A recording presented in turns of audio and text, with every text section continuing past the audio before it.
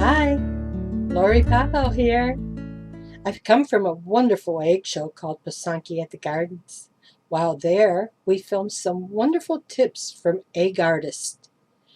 Granted, the quality of the audio and video is not spectacular since we weren't in a studio, but I'm sure you will pick up some very interesting information.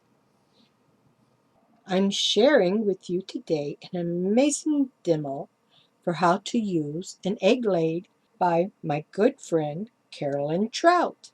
I am going to show you how to use 4 different lathes.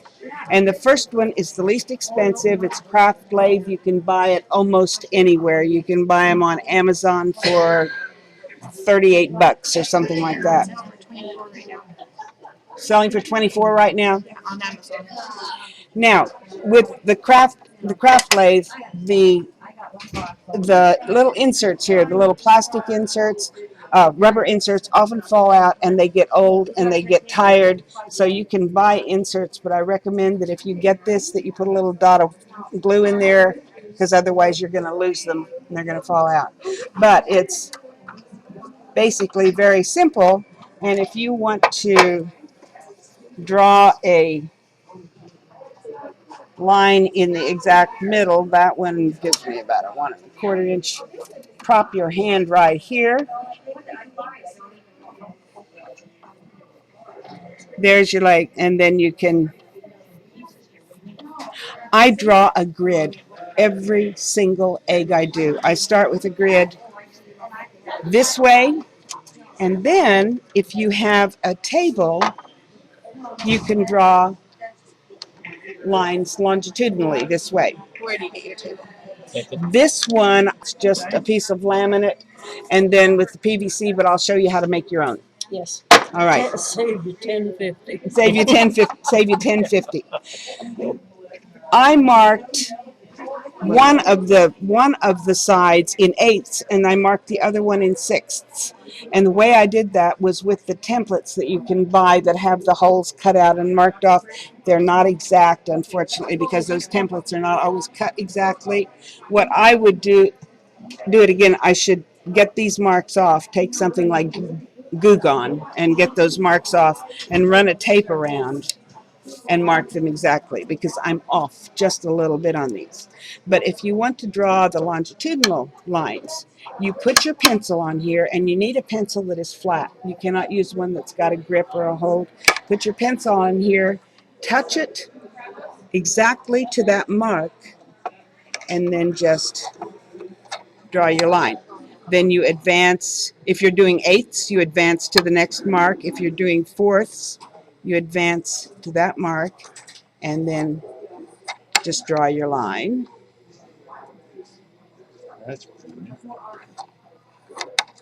And then here. Oh, man, that's neat. Now, if you want to draw ovals, you elevate this. Let's see, that may be too much. Yeah. You can play with this. Raise the height of your table. Let's do another one. You need something that's absolutely flat, and usually a magazine won't work. It's the binding or something, but if you use something that's absolutely flat, what you can do here is this. Then be careful not to touch the egg. Turn it around. Ah, that's super smart. And you do this. And then you've got the oval. And if you raise it higher, you can still do more. You have a perfect oval. Really? Really? That's exactly what I said. Oh, yeah. So you're draining these eggs before you work? Yes, these are blown out before, and I am too lazy to blow my own eggs out now. I buy mine already blown out, but many people blow their own eggs out. Okay, and many people do not blow them out. I like to work on blown eggs because when you blow the eggs out, they're vulnerable. That's one of the times they're vulnerable, and I don't want to have spent all the time invested on an egg. Now, this is the least expensive lathe, and this is a thing that somebody else made for me. But this was my first lathe. That's what I got. My very first lathe, and it hasn't been manufactured for a long time. But if anybody looks at this and takes it to a machine shop, it is dead simple in terms of construction. I think somebody could reproduce that. And the important thing to remember when you're making the table has to be the exact height so that if you put your pencil on it, it goes into the exact middle of that. So what I did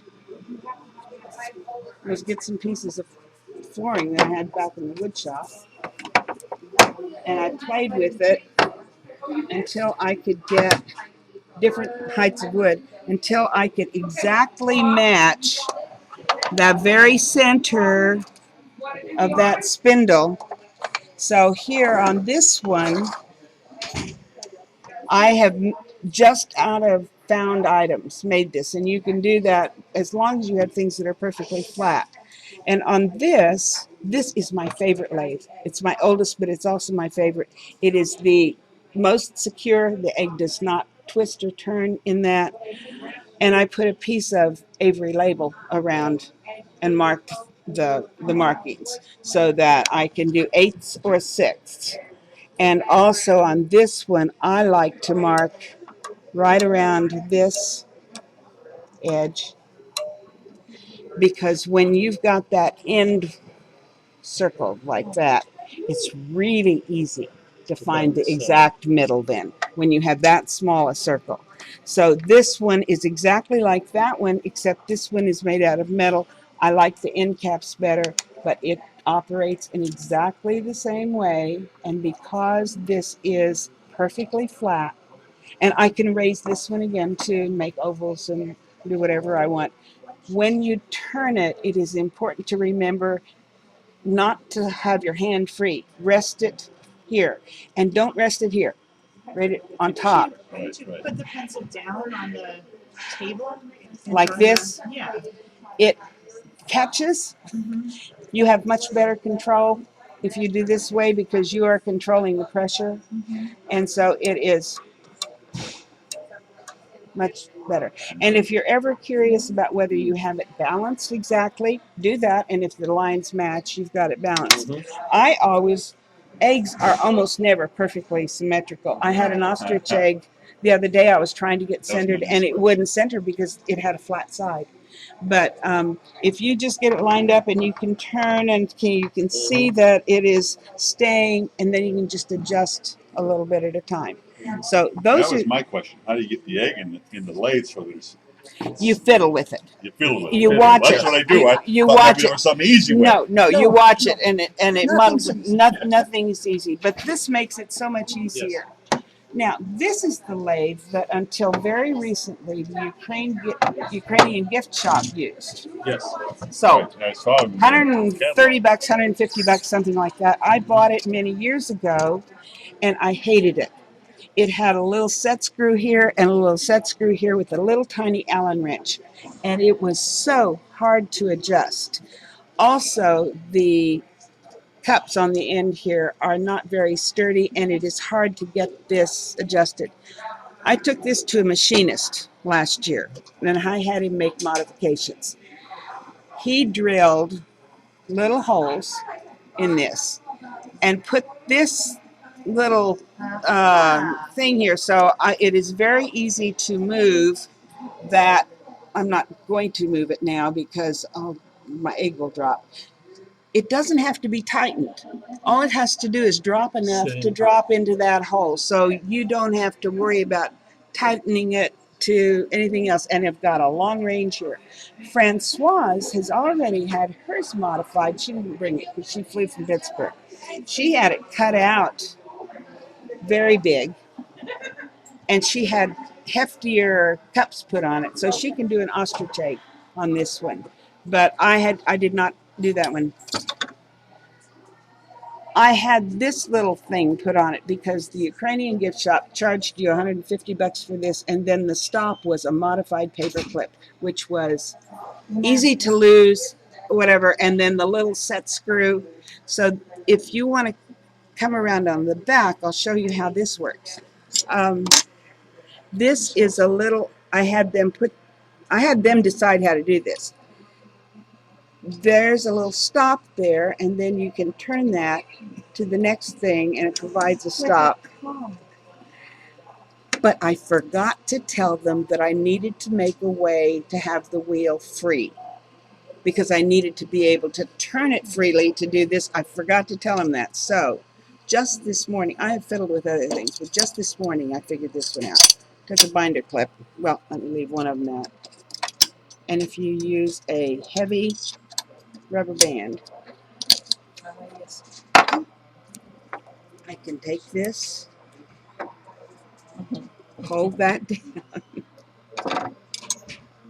Necessity is the mother of Necessity invention. is the mother of invention. That leaves the wheel free then.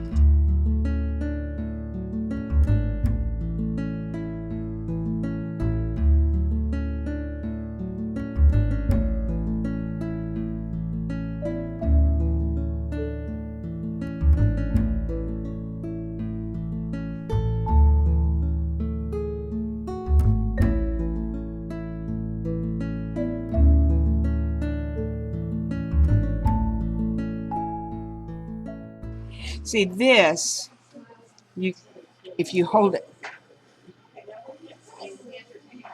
you could make something like this out of wood and a dowel and draw something. How do you find the center this way with this? How do you adjust this height to find?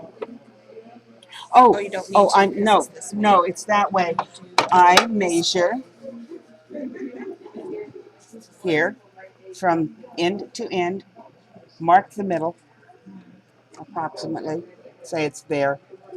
You know, I just measure, and then that is where I set this one. I'm doing it with the wrong hand.